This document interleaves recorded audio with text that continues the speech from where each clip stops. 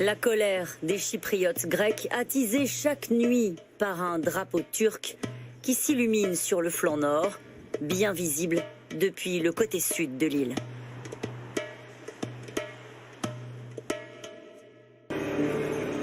La famille d'Erdal vit à Kaş depuis 5 générations.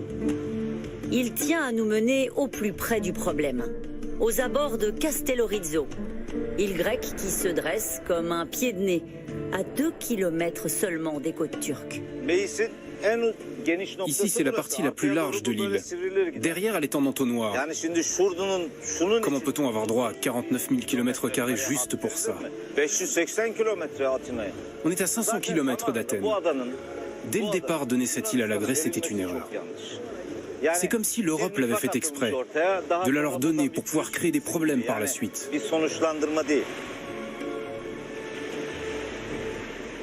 Quand vous regardez la carte maritime, vous vous apercevez, c'est vrai, que les traités ont donné très peu d'espace maritime à la Turquie. Quand on voit effectivement que des petites îles grecques à quelques mètres des côtes turques sont des îles grecques et que tout ce qui va autour est un territoire grec, la Turquie estime qu'elle a été mal servie, si je puis dire, dans le cadre de ces accords internationaux.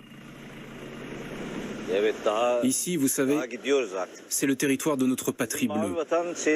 Elle continue encore loin, jusqu'aux côtes de la Libye. Erdogan envoie ce navire explorer les eaux grecques.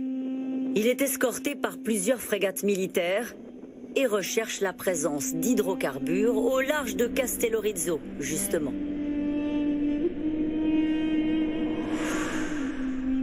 La Turquie n'a pas elle-même de ressources énergétiques. En envoyant un navire prospecteur, d'abord c'est un signe fact on the ground, hein, voilà, je suis là, il procède de façon illégale.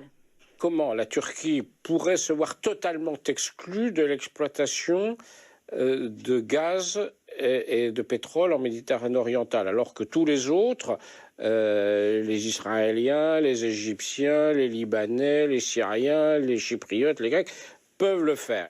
On joue du coude, on se pousse pour pouvoir négocier. Donc soit on lui fait une place autour de la table, de manière concertée, négociée, soit elle s'invitera.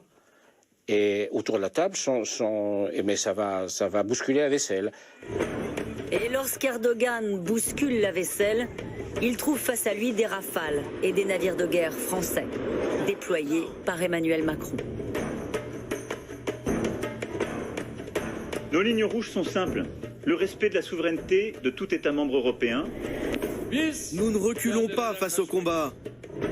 Et nous n'hésitons pas à donner des martyrs au combat. Il appartient à la Turquie aujourd'hui de clarifier ses intentions. Nous disons à nos ennemis, chiche.